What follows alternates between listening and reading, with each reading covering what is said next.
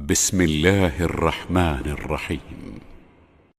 والعصر إن الإنسان لفي خسر إلا الذين آمنوا وعملوا الصالحات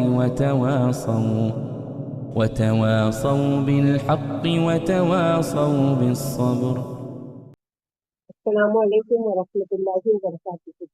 الحمد للہ رب العالمین والصلاۃ والسلام علی اشرف الانبیاء والمرسلین رب اشرح لي صدری ويسر لي امری واحلل عقدۃ من لسانی یفقهوا قولی اللهم فقهنا فی الدین اللهم فقهنا لما تحب وترضى۔ سورہ والعصر، سورہ عصر پڑھنے لگے ہم، اور اللہ سبحانہ و تعالیٰ اس میں قسم کھا رہے ہیں، اور یہ پورے قرآن کی آخری سورہ ہے جس میں قسم کھائی گئی ہے۔ یعنی 114 صورتیں ہیں قرآن کی، اس میں سے 14 یا 15 صورتیں ہیں۔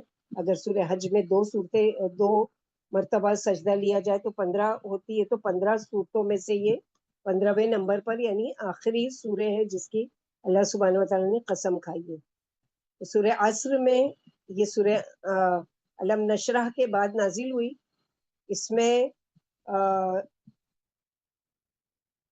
3 آیات ہیں، 14 کلمات ہیں اور 68 حروف ہیں، اور اللہ سبحانہ و تعالیٰ نے زمانے یا وقت کی قسم کھائی ہے۔ اور ترتیب کے اعتبار سے مصحف میں اس کا نمبر ہے 103 نمبر پر، اور نزول کے اعتبار سے اس کا 13واں نمبر ہے، اور مکی صورت ہے، ظاہر ہے کہ اس کے مضمون کے حساب سے۔ اور قرآن کے معجزانہ انداز بیان کے دشمن بھی قائل تھے۔ کہتے ہیں نبی صلی اللہ علیہ وسلم کے مبعوث ہونے کے بعد مسلمان ہونے سے پہلے عمرو بن العاص ایک وفد میں مسلمہ کذاب کے پاس گئے۔ مسلمہ کہنے لگا اس عرصے میں تمہارے نبی پر کیا اترا؟ عمرو بن عاص کہتے ہیں نہایت مختصر اور جامع اور کمال فصیح اور بلیغ صورت اتری ہے۔ اور مسلمہ بولا پڑھو۔ عمرو نے پڑھ کر سنائی۔ مسلمہ کذاب بولا، جب پڑھ چکے نا اس سے پہلے، مسلمہ کذاب کون تھا؟ کہ نبی صلی اللہ علیہ وسلم کی زندگی میں اس نے نبوت کا جھوٹا دعویٰ کیا تھا۔ تو مسلمہ کذاب بولا، تھوڑی دیر غور کرنے کے بعد بولا اس جیسی مجھ پر بھی ایک صورت اتری ہے۔ عمرو کہتے ہیں سنائیے۔ مسلمہ کذاب نے کہا یا ببر انما انت اذنان و صدر وسائر کا خفر نقر، بولو کیا رائے ہے؟ یعنی بڑے فخریہ انداز میں کہ دیکھو میں نے اس کے اوپر بنایا نا والعصر ان الانسان لفی خسر، تو میں نے یہ بنایا ہے، کیا رائے ہے تمہاری؟ کیا میں نہیں، مجھ پر نہیں اتر سکتی؟ عمرو کہنے لگے آپ کو خوب معلوم ہے کہ مجھے آپ کے کذاب ہونے کا یقین ہے۔ وبر بلی کی طرح کا چھوٹا سا جانور ہوتا ہے، اس کے جسم کا زیادہ حصہ کانوں اور سینوں پر مشتمل ہوتا ہے، اور باقی جسم بدشکل ہوتا ہے۔ اس بدبخت نے اپنی گندی بکواس سے قرآن کی صورت کا مقابلہ کرنا چاہا، جسے سن کر ایک عربی مشرک نے اسے کذاب کہا۔ یعنی ابھی عمرو بن عاص مسلمان نہیں ہوئے تھے، لیکن انہوں نے اس کو کذاب کہا کہ تو جھوٹا ہے۔ عبید اللہ بن حسن کہتے ہیں جب کبھی 2 صحابی ملتے تھے تو سورہ عصر پڑھے بغیر جدا نہیں ہوتے تھے، ایک پڑھتا تھا دوسرا سنتا تھا، پھر سلام کر کر رخصت ہو جاتے تھے۔ یعنی اپنے آپ کو ایک دوسرے کو یاد دہانی، جیسے ہے نا وتواصوا بالحق وتواصوا بالصبر، یعنی ایک دوسرے کو یاد دہانی کرانے کے لیے کہ اس میں اللہ سبحانہ و تعالیٰ نے ہمارے لیے کیا سبق رکھا ہے۔ تو ہم دیکھتے ہیں کہ ہمارے لیے اس میں سیکھنے کی باتیں کیا ہے ان صورتوں میں۔ تو اللہ سبحانہ و تعالیٰ یہاں پر تکاثر کے مقابلے میں عصر تکاثر میں نقصان کے اسباب بتائے گئے ہیں، اور اسباب میں اس نقصان اور خسارے سے بچنے کے طریقے۔ اسباب کامیابی کے اسباب، اثر کا وقت، برکت کا وقت ہوتا ہے، ذکر و اذکار کا وقت ہوتا ہے، جیسے کہ فجر کا وقت ہوتا ہے۔ ہم اس برکت کے وقت کو کیا اسپینڈ کر رہے ہوتے ہیں؟ کبھی بازاروں میں، کبھی رات کے کھانے کی تیاری میں، کبھی سو کر۔ تو ہونا تو روزانہ چاہیے کہ اس میں قرآن کی تلاوت و ذکر و اذکار کریں، ورنہ ہفتے میں ایک دن کم از کم جمعہ کا تو ہو کہ دعا کی قبولیت کا وعدہ کیا گیا ہے اس وقت میں، تو اس دن عصر سے لے کے مغرب تک وقت نکالیں اور دعا، درود شریف اور اذکار اور کثرت سے کریں۔ مختلف صورتوں میں جو اللہ سبحانہ و تعالیٰ نے اپنی مخلوق کی قسم کھائی ہے، اس میں سے قرآن کی یہ آخری سورہ ہے جس میں اللہ سبحانہ و تعالیٰ نے وقت کی قسم کھائی ہے. اس کی اہمیت کی وجہ سے، کیونکہ گیا وقت پھر ہاتھ آتا نہیں. اصل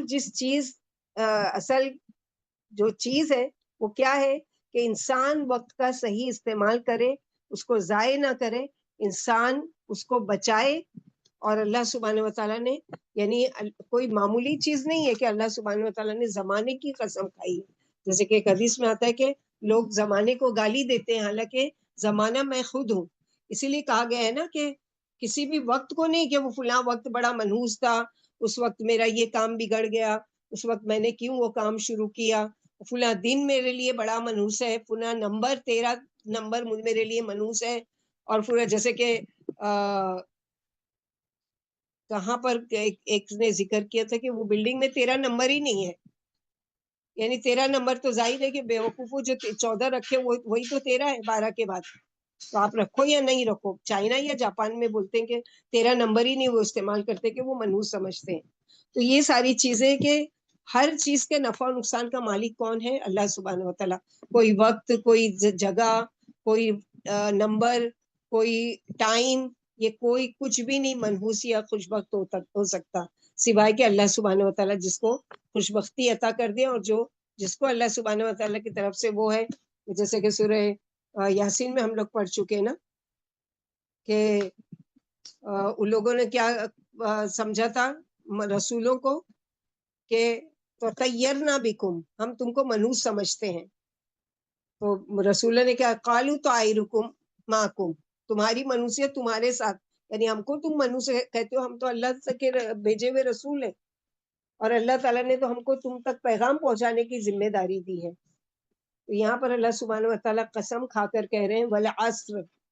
والعصر یعنی قرآن کی مختصر صورتوں میں سے ایک صورت ہے، مگر جتنی مختصر ہے معنی اور مفہوم کے اعتبار سے اتنی طویل ہے اور اتنی عظیم ہے، اور یہ مکی صورت ہے. تو پہلا لفظ جو ہے والعصر، واو قسم کے لیے ہے. یہ اتنی عظیم سورہ ہے کہ اس کے بارے میں امام شافعی فرماتے کہ اگر اللہ تعالیٰ قرآن میں 114 صورتیں نازل نہیں بھی کرتے اور تفصیل سے احکامات نہ بھی نازل کرتے تو انسانیت کی ہدایت کے لیے ایک سورہ عصر ہی کافی تھی، کیونکہ اس مختصر سورہ میں تمام کام جو اہم ہماری زندگی کے کرنے کے ہیں وہ اس میں موجود ہیں. نمبر 1 ایمان، نمبر 2 عمل صالح، نمبر 3 وتواصوا بالحق، نمبر 4 وتواصوا بالصبر.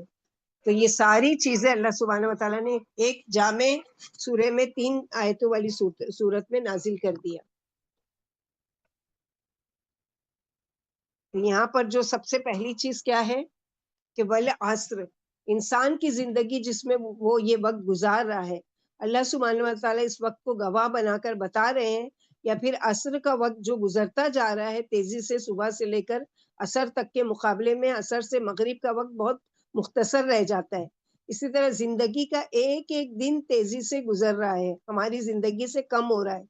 تو چاہے اس کا معنی زمانہ لیں یا دن کا آخری حصہ لیں، اصل بات یہ کہ انسان اپنے وقت کے بارے میں، زندگی کے بارے میں الرٹ ہو کر کیسے برف کی طرح ایک ایک دن پگھلتا جا رہا ہے، یا ریت کے ذرے کی طرح کہ مٹھی میں ٹکتا ہی نہیں، پھسل جاتا ہے. قسم کھا کر جو بات کی گئی ہے وہ کیا ہے کہ ان الانسان لفی خسر. تاکید پر تاکید، پہلے قسم کھائی گئی، پھر ان کہا جا رہا ہے، پھر لفی کہا گیا، یعنی 3 چیزیں تاکید کے لیے، ان اور قسم جو والعصر اور لفی، البتہ ضرور خسارے میں. ضرور خسارے میں 3 تاکید. الانسان سے مراد سارے ہی انسان ہیں. یہاں خسارے کے مقابلے میں خسر آیا ہے، یعنی مبالغے کا صیغہ استعمال کیا گیا. نقصان کے اندر پہلے سے ہی پڑا ہوا ہے انسان. ہم دنیا میں نقصان سے بچنے کا کیا معیار سمجھتے ہیں؟ جس کے پاس تکاثر ہو، یعنی مال کی کثرت ہو، ہر چیز کی نعمت بھری پڑی ہو تو وہ خوش ہے. جبکہ یہاں پر انسان کہہ کر سب آگے، سب کی سب آگئے، یعنی کافر بھی آگئے، منافق بھی آگئے، نافرمان بھی آگئے، فاجر بھی آگئے. لیکن بچے گا کون اس برائی سے اور اس چیز سے؟ بچ کون سکتا ہے کہ جو یعنی اثر زمانے جس میں انسان کے اچھے برے عمل ظاہر ہوتے ہیں، اللہ نے زمانے کی قسم کھا کر یقین دلایا کہ انسان سراسر گھاٹے میں ہے. نفع تو رہا درکنار، زندگی کا سرمایہ بھی دم بدم گھٹ رہا ہے اس کا. یعنی اپنی زندگی کو بھی، یعنی کتنا مجبور ہے اگر انسان سوچے کہ اپنی زندگی کو وہ چاہے بھی اگر روکنا کہ ایک دن مزید میرا زیادہ ہو جائے زندگی میں، یعنی آج کا دن میری لائف میں سے مائنس ہو جائے، یعنی وہ اس میں جمع ہو جائے، اور اس میں سے جو زندگی گزر رہی اس میں سے کٹ کے اس میں جمع ہو جائے، نہیں ہو سکتا، وہ نہیں کر سکتا، یہ اس چیز پر مجبور ہے. تو اللہ سبحانہ و تعالیٰ یہاں پر بتا رہے کہ تمام لوگ خسارے میں، یعنی جتنے بھی ہیں زمین پر سب کی سب خسارے میں، سوائے کہ کون ہے کہ جو اپنے آپ کو خسارے کی نقصان سے بچنے کے لیے کوشش کرتا ہے، اور جو اس کوشش میں کیا کرتا ہے کہ جیسے ہی اس کے کانوں میں یہ آواز پہنچتی ہے وہ فوراً سوچتا ہے کہ انسان تو لاکھوں میں کھیل رہا ہے، کروڑوں میں کھیل رہا ہے، بلڈنگیں بنا رہا ہے، ایئر کنڈیشن مکانات بنا رہا ہے، راکٹ تیار کر کے چاند پر جا رہا ہے، مریخ پر ڈورے ڈال رہا ہے، آدمی کیا نہیں کر رہا ہے، پھر کیسے خسارے میں. کبھی پیدل چلتے چلتے اس کے پاؤں میں چھالے پڑ جاتے تھے، اس نے گھوڑا گاڑی تیار کر لی، آگے ترقی کر کے پیٹرول کے چشمے تلاش کر لیے، اور پھر تیز رفتار سواریاں موٹریں تیار کی، اور ہوائی جہاز ہوا میں اڑا ڈالے، ریل کی پٹریاں بچھا لی. اور انسان کہتے ہیں کہ کہاں ہے وہ گھاٹے میں. یعنی اگر دنیاوی اعتبار سے وہی سمجھے کہ دنیا تو ترقی پر ترقی کر رہی، تو کہاں ہے گھاٹا؟ تو وہ تو ترقی پر ہے. پچھلے زمانے میں ایک ملک کے حالات دوسرے ملک والوں کو مہینوں اور برسوں میں معلوم ہوتے تھے. کوئی کسی سے خط کے ذریعے بات کرنا چاہتا تو مہینوں میں خطوط ایک مقام سے دوسرے مقام پر جاتے. لیکن اب تو انسان کی ترقی کا حال یہ کہ وہ گھر بیٹھے دنیا کے ایک کونے سے دوسرے کونے میں بات کر رہا ہوتا ہے، اور ٹی وی اور ریڈیو کے ذریعے منٹوں میں دوسرے مقامات کے حالات دیکھ رہا ہوتا ہے. غرض انسان تو اتنی سہولت اور آرام سے زندگی گزار رہا ہے، ترقی پر ترقی کرتا جا رہا ہے کہ کہیں پر گھاٹا اور نقصان نظر نہیں آتا. لیکن زمانہ اس بات پر گواہ ہے کہ دنیا کی آبادی کا وہ حصہ جو غافل اور دنیا دار نادار انسانوں پر مشتمل رہا اور ہے، ہر زمانہ ہر وقت میں ان کے نزدیک فلاح اور خسران کا غلط تصور قائم رہا اور آج بھی قائم ہے. غافل انسان اپنی اس دنیا کی عارضی اور محدود خوشحالی کو فلاح سمجھتا ہے، حالانکہ وہ اس کا کامیابی نہیں ہے بلکہ خسران ہے. اور جو حقیقی فلاح ہے اس سے وہ تو بالکل واقف ہی نہیں ہے، یا پھر جان بوجھ کر وہ غافل بنا ہوا ہے.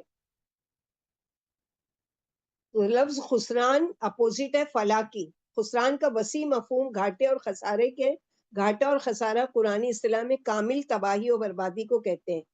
اسی کو جیسے سورہ زمر آیت نمبر 15 میں خسران مبین سے بھی تعبیر کیا گیا ہے. جیسے کہ اللہ سبحانہ و تعالیٰ فرماتے ہیں قل ان الخاسرین الذین خسروا انفسهم واہلیہم یوم القیامہ الا ذلک هو الخسران المبین. آپ کہہ دیجئے کہ یقیناً خسارے میں وہی لوگ ہیں جنہوں نے خود کو اور اپنے متعلقین کو قیامت کے دن خسارے میں ڈال دیا. یاد رکھو یہی سری خسارہ ہے. جیسے اردو زبان میں اس کو دیوالیہ کہا جاتا ہے کہ کاروبار میں انسان کا لگایا ہوا سارا کا سارا سرمایہ ڈوب جائے، اور بازار میں اس تاجر پر دوسروں کے مطالبے اتنے چڑھ جائیں، یعنی قرض کا اتنا محتاج ہو جائے، اتنا بہتان ہو جائے کہ اپنا سب کچھ دے دینے کے بعد بھی وہ ان مطالبات سے چھٹکارا نہ پا سکے. بس اسی کیفیت کو بیان کرنے کے لیے اللہ تعالیٰ نے خسران مبین کا لفظ استعمال کیا ہے. انسان کو زندگی، عمر، عقل، جسم، قوتیں، قابلیتیں، مال و دولت، اولاد وغیرہ کی شکل میں دنیا میں دے دی گئی ہیں، اور ان سب کا مجموعہ دراصل وہ سرمایہ ہے جسے وہ حیات دنیا کے کاروبار میں لگاتا ہے. یہ سارا سرمایہ اگر کسی غافل اور نادان انسان نے اس بات پر لگا دیا کہ میرا کوئی مثلاً یہ کہ میں کسی پالنے والے کو نہیں مانتا، نہ مجھے کسی نے پیدا کیا ہے، میں خود بخود پیدا ہو گیا، یا میرے کئی ایک الہ ہیں، اس کی وجہ سے میری زندگی چل رہی ہے، کوئی میرا حساب لینے والا نہیں، یا حساب و کتاب کے وقت فلاں اللہ کا بیٹا یا بیٹی یا فلاں شریک آ کر مجھے بچا لے گا، یا میں دنیا میں آزاد ہوں، جو چاہے کرتا پھروں، میں تو بس نفس اور خواہش کی غلامی کروں گا، یا حق کو جانتے ہوئے حق کے خلاف زندگی گزارے. تو اس کے معنی یہ ہے کہ ایسے انسانوں نے گھاٹے اور خسارے کا سودا کیا اور اپنا سب کچھ ڈبو دیا. دوسرا خسران یہ کہ اس غلط طریقے زندگی اور روش پر جتنے بھی کام کیے ان سب میں وہ اپنے نفس پر بھی اور دنیا کے بہت سے انسانوں اور آئندہ نسلوں اور اللہ کی دوسری بہت سی مخلوق پر عمر بھر ظلم کرتے ہوئے ان کو گناہ اور بغاوت کا راستہ دکھاتا رہا اور گمراہ کرتا رہا، اس لیے اس پر بے شمار مطالبات چڑھ جائیں گے. یعنی ایک تو اس کو اپنا غفلت میں پڑنے کا گناہ، اس کا جواب دینا پڑے گا، اور لوگوں کو بہکانے کا پلس. مگر اس کے پاس کچھ بھی نہیں ہوگا وہ ان مطالبات کو ختم کر سکے اور چھٹکارا پا سکے. اس پر مزید خسران یہ کہ وہ خود ہی نہیں ڈوبے گا، بلکہ اپنے ساتھ اپنے بیوی بچوں، عزیز و اقارب، دوست و احباب، بلکہ قیامت تک آنے والا ہر وہ انسان جو اس کی خطا، تعلیم و تربیت اور گناہ کی ترغیب کا شکار ہوا، ان کو بھی لے ڈوبے گا. انہی 3 خساروں کو آیت مذکورہ میں اللہ تعالیٰ نے خسران مبین قرار دیا ہے. جب ایک انسان دنیا میں آتا ہے اور اللہ نے اس کو عقل و شعور عطا فرمایا، تو عقل مندی اور سمجھداری کا تقاضا یہ ہے کہ وہ سب سے پہلے دنیا کو اور دنیا کی حقیقت کو سمجھے کہ وہ کہاں سے آیا ہے اور کیوں آیا ہے اور کہاں جا رہا ہے. جب تک ان سوالات کے جوابات وہ معلوم نہ ہوں گے، اس وقت تک زندگی کا مقصد سمجھ میں نہیں آئے گا. افسوس ہے کہ آج انسان ریسرچ کر کے کائنات کی ہر چیز کے مقصد کو جاننے اور پہچاننے کی کوشش کر رہا ہے، مگر خود اپنی زندگی کے مقصد سے ہی غافل بنا ہوا ہے. دنیا میں جب یہی انسان ایک ملک سے دوسرے ملک کو جاتا ہے تو اس کو دوسری جگہ جانے کا مقصد معلوم ہوتا ہے. یعنی کیوں جا رہا ہے، حج عمرہ کے لیے جا رہا ہے، یا پیسہ کمانے کے لیے جا رہا ہے، یا تعلیم حاصل کرنے کے لیے جا رہا ہے، یہ ساری چیزیں معلوم ہوتی ہیں، اور وہ اپنا وقت اسی مقصد کے تحت گزارتا ہے، ٹائم پاس نہیں کرتا ہے. مثلا عمرہ حج کرنے کے لیے گئے اور میں خالی جدہ میں گھوم کر آ جاؤں، یا میں ریاض چلے جاؤں، گھوم پھر لوں اور وہ کر لوں، نہیں. اس کا جو گول ہے کہ وہ مسجد حرام میں جائے گا، طواف کرے گا، سعی کرے گا، وہ کرے گا، وہ گول لے کر چلا ہے. اسی طرح ہر انسان کو دنیا میں آنے کا مقصد معلوم ہو جانا چاہیے کہ وہ بے مقصد زندگی نہیں گزارے گا. اگر اس کو اپنا مقصد معلوم ہو کہ مجھے دنیا میں بھیجا کیوں گیا ہے، تو مقصد ہی ہم بھول گئے کہ وما خلقت الجن والانس الا لیعبدون. تو یہ مقصد کو جو لے کر چلے گا وہ خسارے سے بچے گا، اور جو اس مقصد سے غافل ہوا دراصل کیا ہے، وہ اپنے آپ کو خسارے میں ڈالنے والا ہے. اب ایسا انسان جو دنیا میں آ کر بے مقصد زندگی گزار رہا ہے، اس کے کانوں میں جیسے ہی آواز پڑے گی کہ والعصر ان الانسان لفی خسر، قسم ہے تیزی سے گزرتی ہوئی زندگی کی کہ سارے انسان گھاٹے اور خسارے میں. تو ایسے غافل انسان کی عقل میں یہ بات سمجھ میں ہی نہیں آتی، اور وہ سوچتا ہے کہ کیسے اور کہاں انسان گھاٹے اور خسارے میں. تو یہ تو بالکل عجیب بات ہے. اب اگر یہ غافل اور نادان انسان اسی انداز سے سوچتا رہا اور اللہ تعالیٰ کی اس تاکید پر یقین نہیں کیا، تو یوں سمجھ لو کہ اللہ تعالیٰ ایسے انسانوں سے کہتے ہیں کہ بے شک اعلیٰ سے اعلیٰ درجے کا مکان بناؤ، جتنا بھی ممکن ہو سکے اپنے گھر میں ٹھنڈک اور گرمی کا انتظام کر لو، آرائش و زائبائش کا سارا سامان جمع کر لو. چاند اور مریخ تو کیا اس سے بھی آگے بڑھ کر دوسرے سیاروں کی تحقیقات کر لو، یہاں تک کہ سائنس اور ٹیکنالوجی کے ذریعے ایک مردہ انسان جسم سے کوئی عضو دوسرے زندہ شخص کے جسم میں منتقل کر لو. ایسی ایسی مشینیں اور دوربینیں جب ایجاد کر لو کہ دنیا کے ایک کونے میں بیٹھ کر دوسرے کونے کو یا خلا کے حصے کو دیکھ لو. یہ سب میں مانتا ہوں، لیکن یہ سب کچھ ماننے کے بعد میں تم سے ایک سوال کرنا چاہتا ہوں کہ کوئی تم میں سے ایسا انسان بھی ہے جو کہے کہ مجھ پر موت نہیں آ سکتی؟ کیا نئی ٹیکنالوجی آپ کو اس سے بچا سکتی ہے؟ کیا خسارے نقصان سے بچا سکتی ہے؟ یہ کہے کہ میں اپنی زندگی کے گزرتے ہوئے وقت اور زمانے کو کچھ وقت کے لیے روک سکتا ہوں؟ نہیں. نہ موت کو روک سکتے ہو، نہ اپنی آنے والی جو زندگی ہے اسے روک سکتے ہو. غرض دولت مند کی دولت، سائنس کی ترقی اور حکومت کی طاقت، کوئی بھی چیز موت کو نہیں روک سکتی. اور دنیا کی ابتدا سے آج تک انسانوں کی زندگی گواہ ہے کہ ہر بڑے چھوٹے، مرد و عورت، جوان بوڑھے بچے، غرض ہر ایک کے سر پر موت کی تلوار لٹکتی رہی ہے اور لٹک رہی ہے. عجیب بات یہ کہ انسان کے پاس دنیا میں سب کچھ حاصل ہونے کے باوجود موت کے بعد کچھ بھی اپنا باقی نہیں رہتا. انسان ہر روز اپنے سامنے ہزاروں انسانوں کو مرتے ہوئے دیکھتا ہے اور بہت سے لوگوں کو خود بھی اپنے ہاتھوں سے دفن کرتا یا جلا دیتا ہے، مگر پھر بھی موت سے غافل ہی غافل رہتا ہے. کبھی غور نہیں کرتا کہ یہ سب انسان زندگی کے ایسے قیمتی وقت اور زمانے سے کیوں محروم کر دیے گئے. آخر انسان دولت، قوت، عہدہ، اقتدار، عزت، عیش و آرام، شہرت، ناموری رکھتے ہوئے بھی اس دنیا کی زندگی کو چھوڑ کر کہاں غائب ہو جاتے ہیں؟ کیوں ان کی دولت ان کو اس خسارے سے نہیں بچا پا رہی ہے؟ کیونکہ انہوں نے دنیا کو اپنا اصل مقصد سمجھا، انہوں نے آخرت کو گول سمجھا ہی نہیں. کہ جہاں جا کر یہ دنیا کیا ہے میرے لیے ایک امتحان کی جگہ تھی، اصل آزمائش اور اصل سوال جواب کی جگہ، اصل اللہ سبحانہ و تعالیٰ کی طرف پلٹنے کی چیز کیا تھی؟ وہ تھی اللہ تعالیٰ کی عبادت. یا ایھا الناس اعبدوا ربکم، اللہ تعالیٰ نے تو اس لیے بھیجا تھا. اس کی مثال دی گئی ہے خسارے والے کی کہ اگر کوئی شخص تاجر ہے اور فرض کیجئے کہ برف کی تجارت کرتا ہو، تو یوں سمجھیے کہ گرمی کا موسم شروع ہوا اور وہ تاجر موسم کو دیکھ کر 1,00,000 روپے کی برف لے کر آیا اور اپنی عقل مندی سے اسے کھلے مکان میں رکھ دیا. لوگ آئے اور کہنے لگے تاجر صاحب برف بیچ ڈالیے، آج برف 1 روپیہ کلو بک رہی ہے. تاجر نے کہا نہیں، ابھی 1 ڈیڑھ مہینے کے بعد جب خوب گرمی پڑے گی تب میں یہ برف بیچوں گا، اور جب وہ قیمت اس کی 1 روپیہ نہیں 5 روپیہ ملے گی اس وقت میں اس برف کو فروخت کروں گا. آج مجھے 50,000 کا فائدہ ہوتا ہے تو اس وقت 2 لاکھ کا فائدہ ہوگا. اب مجھے آرام کرنے دیجیے، میں آرام کروں گا، ابھی صحیح تجارت کا وقت نہیں. بھلا میں اس منافع کو کیوں چھوڑوں، میں تو زیادہ منافع پر بیچوں گا. ایسے تاجر کو دنیا والے اچھی طرح جانتے ہیں کہ اتنا بڑا بے وقوف اور پاگل اس سے کوئی نہیں ہو سکتا کہ وہ اسٹور کر کے نہیں رکھ سکتا، وہ پگھل رہی ہے اور پگھل جائے گی تو اس پانی کی کوئی قیمت نہیں رہے گی. لہٰذا وہ کیا ہے، خسارے سے بچنے کے لیے اس کا انتظام کرے. تو یہاں پر مثال ایک دی گئی ہے کہ برف بیچنے والے کی مثال، کہ جس طرح برف پگھل رہی ہے ایسی ہماری زندگی ایک نہ ایک دن پگھل رہی ہے اور پگھل کر ختم ہو رہی ہے.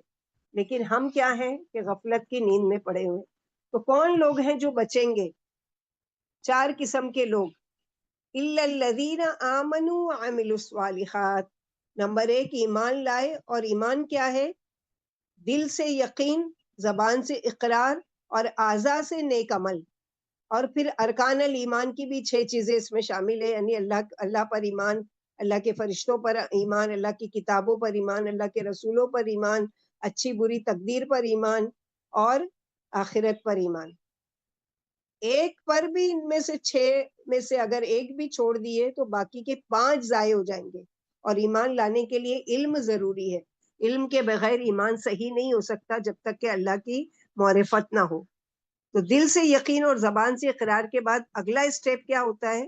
وعمل الصالحات. یعنی اس نے دل سے یقین لیا ہے کہ ہاں میرا رب ایک ہی ہے اور مجھے اسی کی عبادت کرنا ہے. اور جب اس کو یہ یقین آ گیا، اب اس نے زبان سے کیا کیا؟ کلمہ پڑھ لیا، لا الہ الا اللہ محمد رسول اللہ. اس نے کیا کیا؟ دل اور زبان سے اس نے اقرار کر لیا. اب خالی یہ کر کے چپ نہیں بیٹھے گا وہ، اب اس کو اور بھی مطلوب ہے. اللہ تعالیٰ اور بھی چاہتے ہیں. کیا چاہتے ہیں؟ وَعَمِلُوا الصَّالِحَاتِ. اب اعضاء سے عمل کر کے دکھاؤ کہ کیسا ایمان لائے ہو. جیسے کہ سورہ بقرہ میں صحابہ کرام کے بارے میں فرمایا فَإِنْ آمَنُوا بِمِثْلِ مَا آمَنْتُمْ بِهِ فَقَدِ اهْتَدَوْا. ایسا ایمان لو جیسے کہ صحابہ کرام لائے تھے تو تم ہدایت یافتہ ہو. یاد رکھیں کہ ہر عمل صالح نہیں ہوتا، اور تھوڑا سا عمل نہیں، یعنی یہاں صالح نہیں بلکہ صالحات کہا گیا ہے. یعنی بہت سے نیک کام چاہیے نقصان سے بچنے کے لیے. اس میں دونوں طرح کے اعمال شامل ہیں، خواہ وہ حقوق اللہ ہوں یا حقوق العباد. اور عمل صالحات کی 2 شرائط بھی ہیں، جیسے کئی دفعہ ہم لوگ پڑھ چکے. وہ عمل جو خالص اللہ کے لیے کیا جائے اور اللہ کے نبی صلی اللہ علیہ وسلم کی سنت کے مطابق ہو، چاہے کہ تھوڑا ہو. جیسا کہ قال رسول اللہ صلی اللہ علیہ وسلم فَإِنَّ خَيْرَ الْعَمَلِ أَدْوَمُهُ وَإِنْ قَلَّ. مثلا ایمان، روزہ، نماز، زکوٰۃ، حج، حقوق اللہ، یہ ساری چیزیں کیا ہیں؟ اللہ تعالیٰ کے حقوق ہیں. دوسرا جو حق ہے عمل صالح میں بر الوالدین، اور تمام رشتہ داروں کا حق ادا کرنا جو انسان سے جڑے ہوئے ہیں. اس کے علاوہ عام لوگوں سے، جانوروں سے، نباتات سے، اور ظاہری اور باطنی ہر خیر کا کام عمل صالح کہلاتا ہے. یہ 2 چیزیں یعنی ایمان اور عمل صالح جس کا تعلق انسان کی اپنی ذات سے ہے. تو عمل صالح کوئی چھوٹی چیز نہیں ہے، اس میں بڑی لسٹ آتی ہے، بہت ساری چیزیں آتی ہے. وعمل الصالحات، سب سے پہلی چیز ایمان. سب سے پہلے کیونکہ ایمان کا تعلق دل سے بھی ہوتا ہے اور بدن سے. انسان کا جو اعمال کرتا ہے اس سے بھی ہوتا ہے. ایمان کا مفہوم کسی چیز کا یقین کر لینا، لغوی معنی اور اصطلاحی معنی ہے انسان کی زبان جس چیز کا اقرار کرے، دل اس کی تصدیق کرے اور اعضاء انسانی اس کا جوارے سے عمل کر کے بتائے. کیونکہ زبان اگر اقرار کر رہی ہے دل تصدیق نہیں کر رہا ہے تو یہ منافقت ہے، جیسے کہ سورہ بقرہ میں پڑھ چکے وَمِنَ النَّاسِ مَن يَقُولُ آمَنَّا بِاللَّهِ وَبِالْيَوْمِ الْآخِرِ وَمَا هُمْ بِمُؤْمِنِينَ، یہ کہتے ہیں زبان سے کہ ہم اقرار کرتے ہیں کہ ہم ایمان لائے اور ہم آخرت کو مانتے ہیں، لیکن اللہ تعالیٰ کیا کہہ رہے ہیں، وہ مومن نہیں ہے۔ اور یہ منافقین ایسے نہیں تھے کہ مسلمانوں کی طرح اللہ کے نبی صلی اللہ علیہ وسلم کے پیچھے باقاعدہ باجماعت نماز بھی ادا کرتے تھے، جنگوں میں بھی شریک ہوتے تھے، صدقہ خیرات بھی کرتے تھے، لیکن اس کے باوجود بھی ان کو منافق کہا گیا۔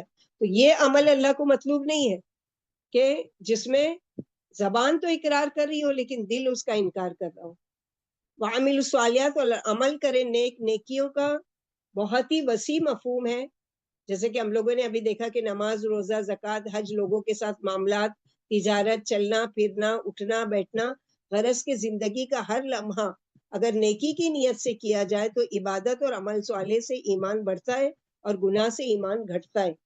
ایمان کے ساتھ عمل صالح بہت ضروری ہے، صرف ایمان ہی کافی نہیں ہے اور صرف عمل صالح کافی نہیں ہے، ایمان کے ساتھ عمل صالح اور صرف عمل صالح نہیں بلکہ اس کے ساتھ ایمان ہونا ضروری ہے، کیونکہ انسان جب ایمان کے اعلیٰ درجے پر پہنچ جاتا ہے تو اللہ کی پاکیزہ مخلوق اس پر رشک کرتی ہے، اور جب برے اعمال کی وجہ سے یہ انسان پستیوں میں چلا جاتا ہے تو وہ جانوروں سے بھی بدتر ہو جاتا ہے، کل انعامی بل ہم اضل۔ تو ایمان کیا ہے، اس سے پتہ چلا کہ گھٹتا بھی ہے اور بڑھتا بھی ہے۔ اللہ سبحانہ و تعالیٰ نے قسم کھائی ہے کہ قسم کھاتے زمانے کی، کیونکہ اللہ تعالیٰ خالق ہے، وہ اپنی مخلوق میں سے جس کی چاہے قسم کھا سکتے ہیں، جیسے قرآن میں والتین والضحیٰ اور وطور سینین وزیتون واللیل، تو وقت وہ جو تمہارا گزر رہا ہے اس کی قسم اگر اس وقت کو ان 4 اچھے کاموں میں نہیں لگایا تو انسان خسارے میں ہے۔ جیسے امام راضی کہتے ہیں، سلف صالحین سے یہ واقعہ منقول ہے کہ امام راضی کہتے ہیں کہ ایک بزرگ بازار گئے اور وہاں انہوں نے ایک برف بیچنے والے کو دیکھا، اور وہ برف بیچنے والا آواز دے رہا تھا اور پکار رہا تھا کہ اس شخص کی حالت پر رحم کرو جس کی کل کمائی پگھلی جا رہی ہے، اگر برف تم خریدو گے نہیں تو میں خسارے والوں میں سے ہو جاؤں گا۔ تو ان بزرگ کا خیال والعصر کی طرف گیا کہ انسان کی مثال بھی برف کی طرح ہے، کہ انسان کو احساس ہی نہیں ہے کہ زندگی بھی اس کی برف کی طرح پگھل رہی ہے، کیونکہ قیامت کے دن انسان جس چیز پر سب سے زیادہ افسوس کرے گا وہ اس کا وقت ہوگا، مگر کچھ لوگ ہیں جو اس خسارے اور حسرت سے بچیں گے۔ تو اس ایمان اور عمل صالح پر اگر آپ آ گئے ہیں تو اب اس کو اپنے حد تک محدود نہیں رکھنا ہے، بلکہ اس کو کیا ہے، اب اگلا اسٹیپ جو ہے دوسروں تک پہنچانا ہے۔ تو الا الذین آمنوا وعملوا الصالحات، یعنی ایمان لائے، عمل کیا اور دل سے تصدیق کی۔ اب اس کے بعد کیا کرنا ہے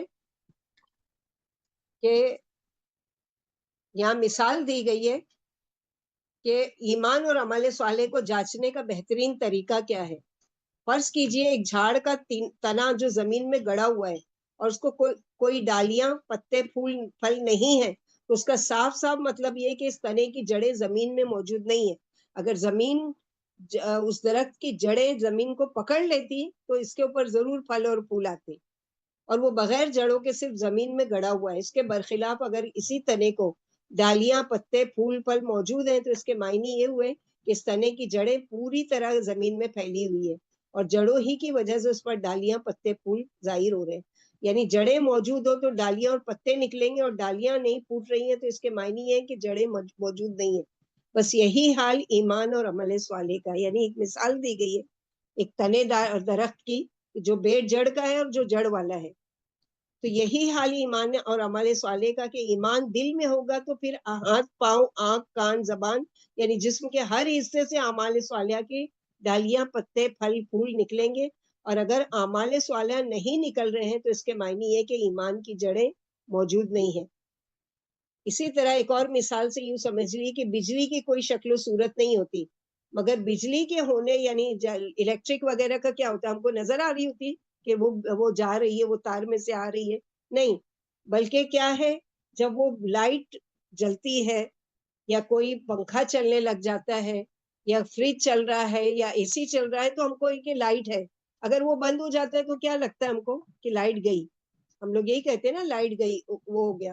تو اسی طرح ایمان اگر دل میں اتر جائے تو اس کی روشنی جسم کے مختلف اعضاء سے اعمال صالحہ کی شکل میں ظاہر ہونا شروع ہو جاتی ہے، اور اعضاء معذور ہوں تو شریعت کی اس پر کوئی شکایت ہی نہیں۔ اس لیے ایمان جیسے ہی دل میں جگہ پکڑتا ہے تو سب سے پہلے اسلام کا رکن، دوسرا جو ہے نماز، اس سے ظاہر ہونا شروع ہو جاتی ہے۔ یعنی ایک ایمان والا اگر ایمان کا دعویٰ کر رہا ہے لیکن اس کی زندگی میں ایمان نہیں ہے، تو اس کا ایمان، اس کے زندگی میں نماز نہیں ہے، تو اس کا دعویٰ کیا ہے؟ صرف زبانی ہے، پریکٹیکلی کر کے نہیں بتا رہا ہے وہ۔ اسی لیے مسلم شریف کی ایک حدیث میں نبی صلی اللہ علیہ وسلم کا ارشاد ہے، مومن بندے اور کفر میں فرق کرنے والی چیز کیا ہے؟ نماز ہے۔ جس نے قصدن نماز چھوڑ دی اس نے کفر کیا۔ اسی طرح ایک حدیث میں ارشاد نبی ہے کہ نماز دین کا ستون ہے، جس نے نماز قائم کیا اس نے دین کو قائم کیا، اور جس نے نماز کو چھوڑ دیا اس نے دین کو ڈھا دیا۔ ایک حدیث میں نبی صلی اللہ علیہ وسلم نے فرمایا کہ نماز مومنوں کی معراج ہے۔ تو عمل صالح صرف وہی نہیں ہے، بلکہ کیا ہے کہ بہت ساری چیزیں ایسی ہیں کہ جس کے بارے میں ہر وہ نیک کام جو اللہ کی رضا و خوشنودی کے لیے کیا جائے، جس کا گول یہ ہو کہ مجھے آخرت میں اس کا بدلہ ملے گا، وہ ساری چیزیں کیا ہے؟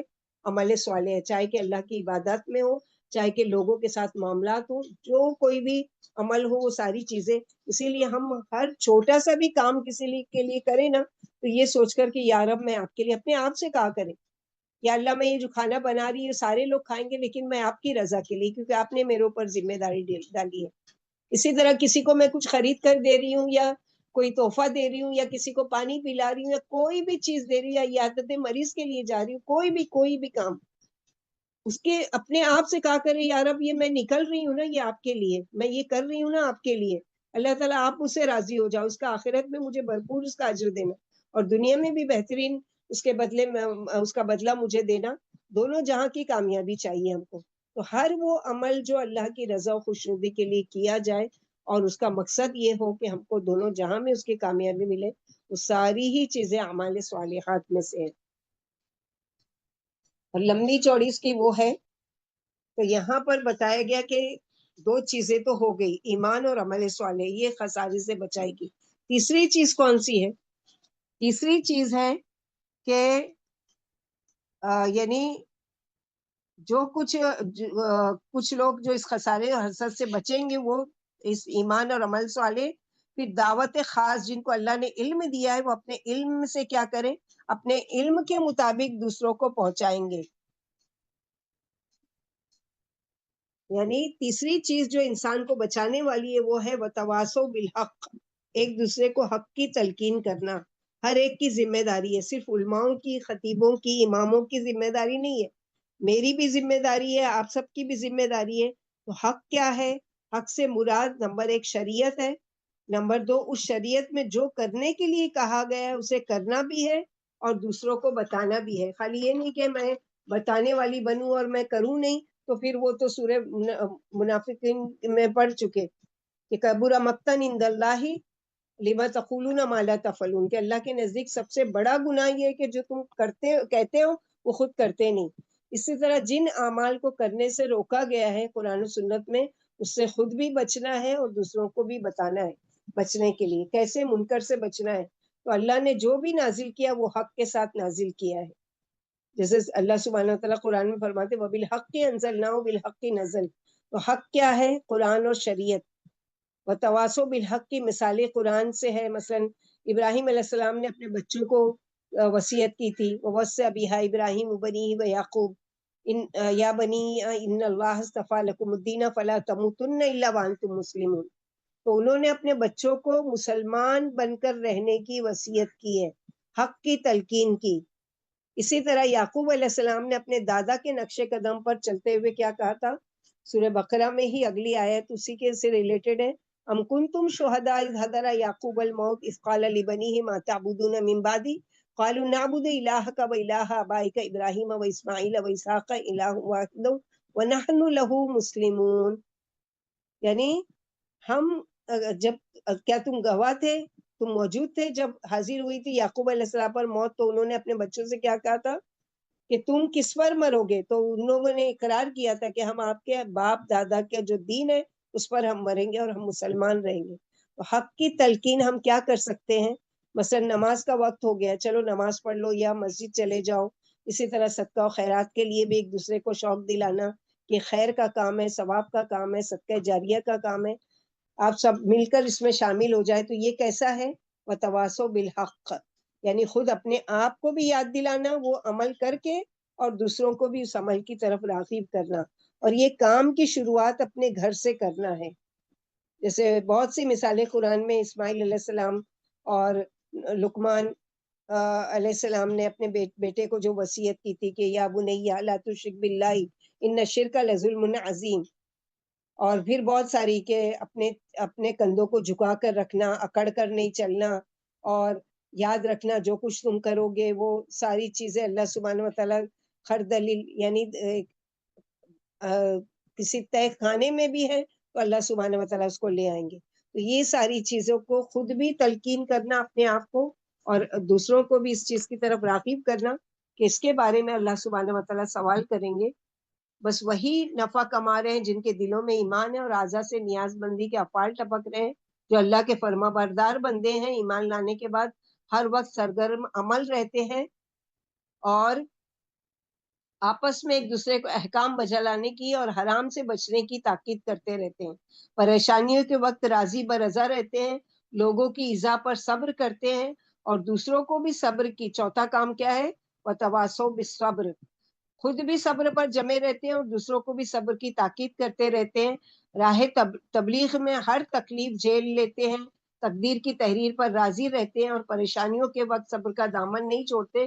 یہ اللہ کے بندے واقعی تجارت سے مالا مال ہو رہے ہیں اور ابدی زندگی اپنی بنا رہے ہیں، یعنی وہ جو زندگی جو ہمیشگی والی ہے اس کے لیے یہ تیاری ہے۔ تو دعوت عام کے عام لوگ جو بھی علم حاصل کریں، تھوڑا ہو یا زیادہ ہو، وہ دوسروں تک پہنچائے، جیسے کہ نبی صلی اللہ علیہ وسلم نے فرمایا قال رسول اللہ صلی اللہ علیہ وسلم بلغوا عنی ولو آیہ۔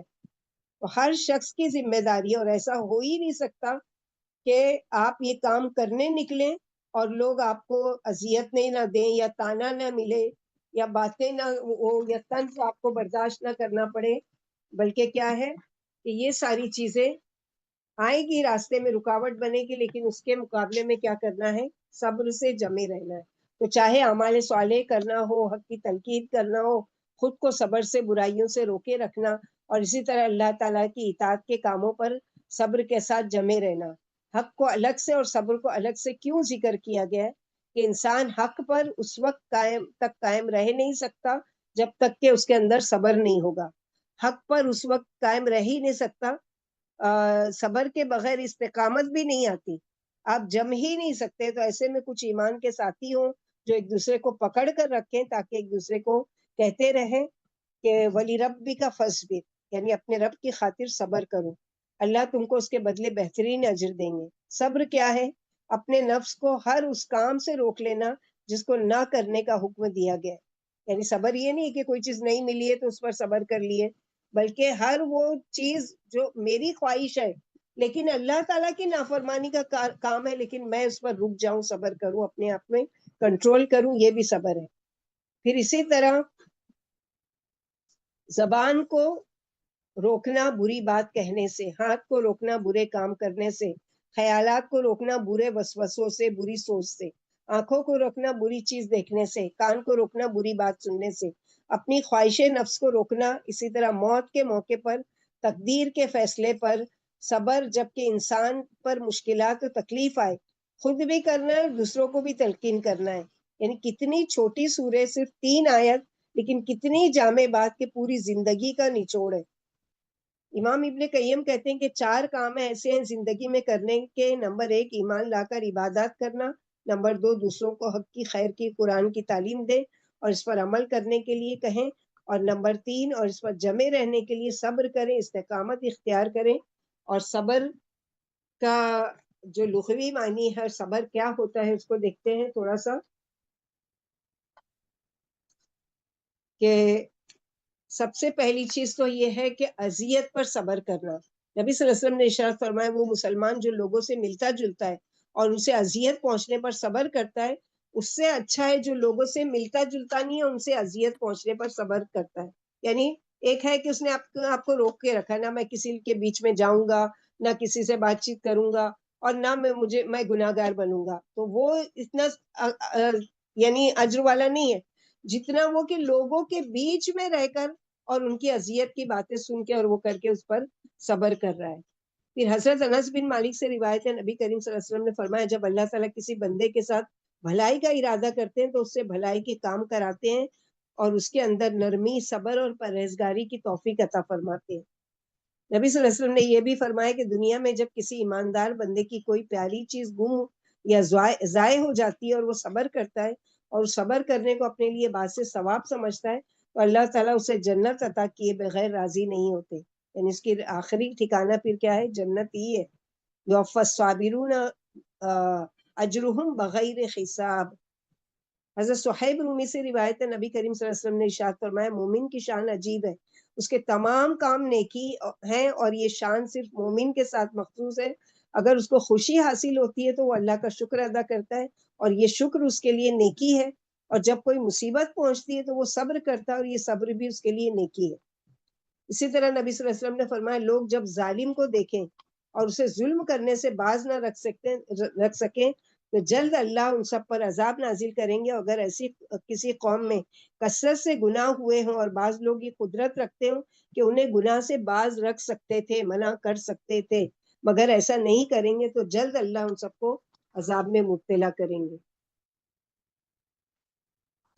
تو صبر کی بہت ساری یعنی مثالیں ہیں کہ مثلا ایک ڈاکٹر ہے، وہ اپنے مریض کا خیر خواہ ہے اور اس کے ساتھ اچھائی بھلائی کر رہا ہے، اب بدلے میں وہ جو ہے مریض وہ اس کو گالی گلوچ دے رہا ہے، اس کا فیس بھی نہیں دے رہا ہے، اس کو برا بھلا بھی کہہ رہا ہے، پھر بھی وہ صبر کرے، پھر بھی وہ اس کا یہ نہیں کہ اب آج سے میرے کلینک پر نہیں آنا اور میں تمہارا علاج نہیں کروں گا اور یہ نہیں کروں گا، یہ نہیں، بلکہ کیا ہے کہ صبر کرے اور دعا بھی کرے، جیسے کہ نبی صلی اللہ علیہ وسلم نے ارشاد فرمایا کہ اس ذات کی قسم جس کے قبضے میں میری جان ہے، یہ ضروری ہے اور پھر ضروری ہے کہ نیکیوں کا حکم کرتے رہو اور برائیوں سے روکتے رہو، ورنہ جلدی تم سب پر اللہ کا عذاب بھیجیں گے، پھر اس وقت اللہ سے تم بے شک دعا بھی کرو گے تو لیکن تمہاری دعا قبول نہیں ہوگی۔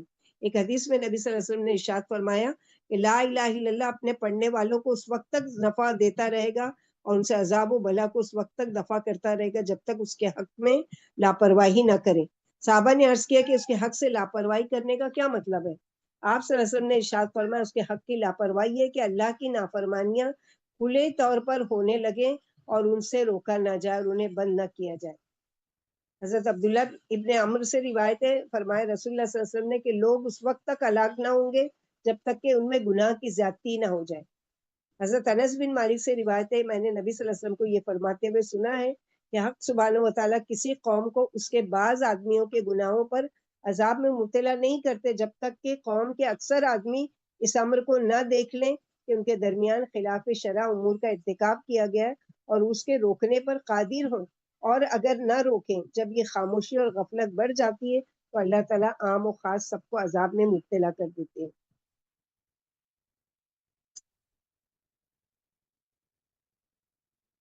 حضرت عبداللہ بن مسعود سے روایت ہے، نبی صلی اللہ علیہ وسلم نے فرمایا کہ بنی اسرائیل جب گناہوں میں مبتلا ہو گئے تو اول ان کے علماء نے ان کو نصیحت کی اور ان گناہوں سے منع کیا، اور جب وہ منع کرنے سے باز نہ آئے تو وہ بھی ان کی محفلوں میں شریک ہونے لگے اور ان کے ہم نوالا اور ہم پیالہ بن گئے۔ اللہ تعالیٰ نے ان میں سے بعض کے دلوں کو بعض کے دلوں کے سبب سیاہ کر دیا اور حضرت داؤد اور حضرت عیسیٰ علیہ السلام کی زبان سے لعنت بھیجی ان پر، اور یہ لعنت ان کے گناہ کرنے اور حد سے تجاوز کرنے پر کی گئی تھی۔ راوی کا بیان ہے کہ رسول اللہ صلی اللہ علیہ وسلم تکیہ لگائے ہوئے تھے، یہ کہہ کر اٹھ بیٹھے اور فرمایا قسم ہے اس ذات کی جس کے قبضے میں میری جان ہے، تم اس وقت تک عذاب الہی سے نجات حاصل نہیں کر سکو گے جب تک کہ تم ظالموں اور فاسقوں کو گناہ سے نہ روک سکو۔ تو اپنی استطاعت کے مطابق جہاں بھی ماحول ہے، جیسا بھی ہے، جو بھی وہ اللہ تعالیٰ کی شریعت کے اللہ کے نبی صلی اللہ علیہ وسلم کی شریعت کو توڑا جا رہا ہے، اللہ کے آیات کا مذاق اڑایا جا رہا ہے یا اللہ تعالیٰ کے احکامات کی نافرمانی ہو رہی ہے، حد تک ممکن یہ ہے کہ اس سے انسان کو روکنے کی ذمہ داری دی گئی ہے اور اپنے آپ سے بھی پوچھے کیا میں اس گناہ سے رکی، کیا میں باز آئی، یا میں لوگوں کو تو کہہ رہی ہوں۔ تو پھر وہی ہے نا کہ اتأمرون الناس بالبر وتنسون انفسکم وانتم تتلون الکتاب، کہ تم کتاب کو بھی پڑھتے ہو لیکن تم لوگوں کو تو نصیحت کرتے ہو لیکن اپنے آپ کو بھول جاتے ہو۔ تو اپنے آپ سے شروعات، پھر اس کے بعد اپنے گھر والوں سے شروعات۔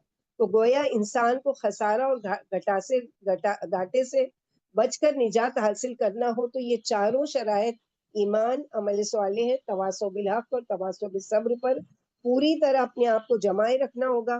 ان میں سے کسی ایک کو بھی چھوڑا نہیں جا سکتا.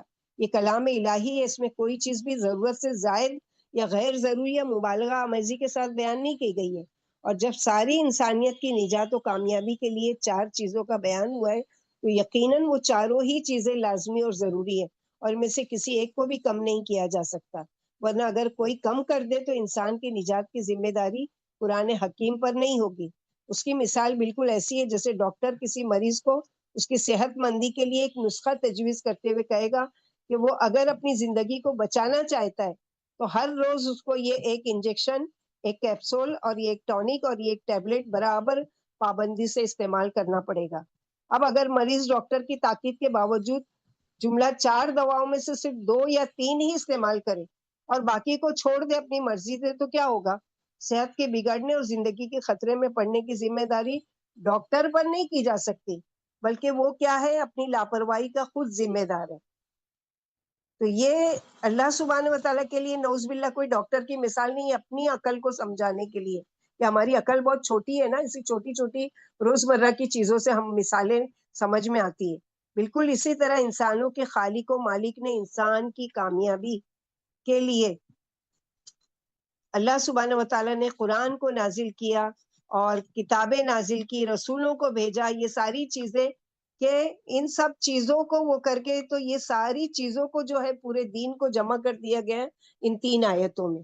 جیسے امام شافعی کا قول تھا نا کہ پورے 114 صورتوں میں سے صرف یہی ایک اترتی تو انسان کے لیے کافی ہوتی کہ خسارے والے ہیں سب کے سب، جو اللہ کو نہیں مانتے، جو اللہ کے رسولوں کی نہیں مانتے، وہ ساری چیزیں جو شریعت اور اللہ تعالیٰ کے قوانین کا انکار کرنے والے، لیکن بچنے کا راستہ بھی بتا دیا کہ تم سب بچ سکتے ہو خسارے سے. یہ 4 کام کر لو. کیا کر لو؟ سب سے پہلے ایمان شرط ہے. ایمان لا کر پھر اس کے بعد کیا کرنا ہے؟ عمل صالح کرنا ہے. عمل صالح کی ایک لمبی لیسٹ ہے، بہت کچھ ہے. ہر وہ کام شارٹ میں اس کو سمجھنے کے لیے، ہر وہ کام جو خالص اللہ کے لیے کیا جائے، اس کا طریقہ محمد صلی اللہ علیہ وسلم کا ہو، اور اس میں ریاکاری نہ ہو، دکھاوا نہ ہو، شہرت طلبی نہ ہو، دنیا حاصل کرنا مقصد نہ ہو، صرف اور صرف اللہ کی رضا و خوشنودی کے لیے. اور یہ چیز کرتے ہوئے اپنے آپ کو بھی جمانا ہے استقامت کے ساتھ.